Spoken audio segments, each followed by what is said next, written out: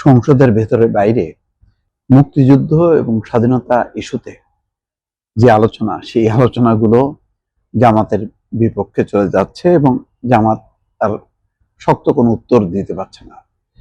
একসময় যাদের অধীনে তারা জোটে ছিল, আন্দোলনে ছিল, সরকারে ছিল, তারাই যখন বলছে তখন কিন্তু জামাতের মুখ যথেষ্ট ফ্যাকাশে হয়ে যাচ্ছে। তার প্রেক্ষিতে মিয়া গোলাম পরোয়ার দলের সেক্রেটারি জেনারেল বলছেন, স্বাধীনতার আগের জামাত আর এখনকার জামাত এক নয়। এই ডিক্লারেশনটা দরকার ছিল একটু প্রকাশ্যে। যদিও তিনি বলছেন যে জামাতের গঠনতন্ত্র পড়ে দেখবেন, ভূমিকাতেই আমরা বলেছি মহান মুক্তিযুদ্ধের বীর শহীদ মুক্তিযোদ্ধাদের লড়াই এবং সংগ্রামকে আমরা শ্রদ্ধার সঙ্গে স্মরণ করি। জামাত ইসলামী সদস্যপদ লাভ করতে গেলে এই দেশের স্বাধীনতার সার্বভৌমত্বের আত্মত্যাগের স্বীকৃতি না দিলে কেউ সদস্য হতে পারেন না।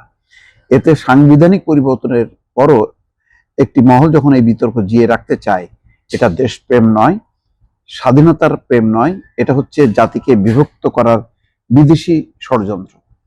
জাতীয় সংসদের বিরোধী দলের নেতা এবং জামাতের আমির মুক্তিযুদ্ধের সংজ্ঞা প্রসঙ্গে আনিত বিলের ব্যাপারে খুব সুন্দর বক্তব্য দিয়েছেন।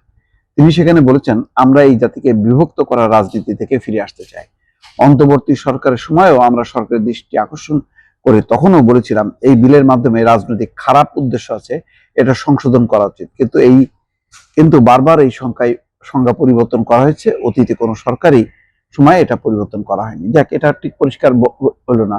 মুক্তিযোদ্ধা যে কাউন্সিল বিল, সেখানে পরিষ্কার ভাবে বলা হচ্ছে যে তৎকালীন জামাত, তৎকালীন নেজামে ইসলাম এবং মুসলিম লীগ তৎকালীন, তারা হানাদার বাহিনীকে সহযোগিতা করেছে এবং তাদের বিরুদ্ধে যারা লড়াই করেছে তারাই হবে বীর মুক্তিযোদ্ধা।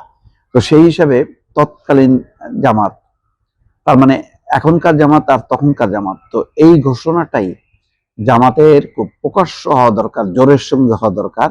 এটা মেঠো বক্তব্য না। যেমন মিয়া গোলাম পরোয়ার এই বক্তব্যটা কিন্তু তিনি কোথায় বলেছেন যে কুমিল্লার শ্রমিক সমাবেশে প্রধান অতিথির বক্তব্য শেষে তিনি সাংবাদিকদেরকে বলেছেন। তো এইটা আনুষ্ঠানিকভাবে ফরমালি যদি অ্যানাউন্সমেন্ট করে যে ওই জামাতের সাথে এই জামাতের সম্পর্ক নেই বা ওই জামাতকে আমরা ওন করি না, এই কথাটা আমি কিন্তু এর আগেও বলেছি, এই কথাটা আরো পরিষ্কার হইতে হবে।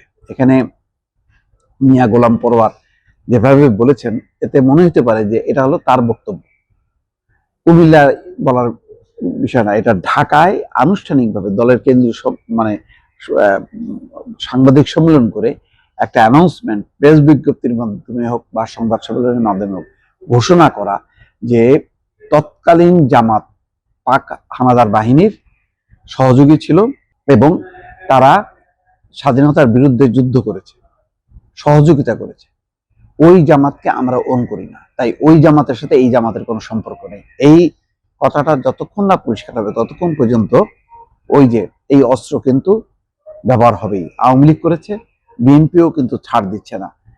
এখন বিএনপির অধীনে যতই তারা আন্দোলন করুক, জোট সঙ্গীত করুক বা আন্দোলন সঙ্গী হোক না কেন, সরকার সঙ্গী হোক না কেন, এখন যেহেতু জামাতের অবস্থান বিরোধী দল হিসেবে তারা যখনই ভূমিকা পালন করে, তখন নানা ইস্যুতে সরকারের বিপক্ষে তারা দাঁড়াবে।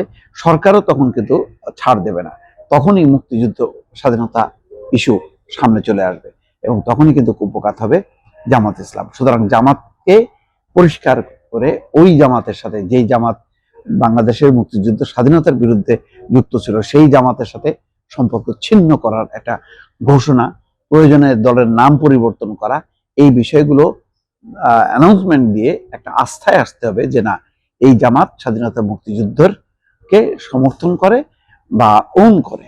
এটা আরো প্রকাশ্য হওয়া দরকার।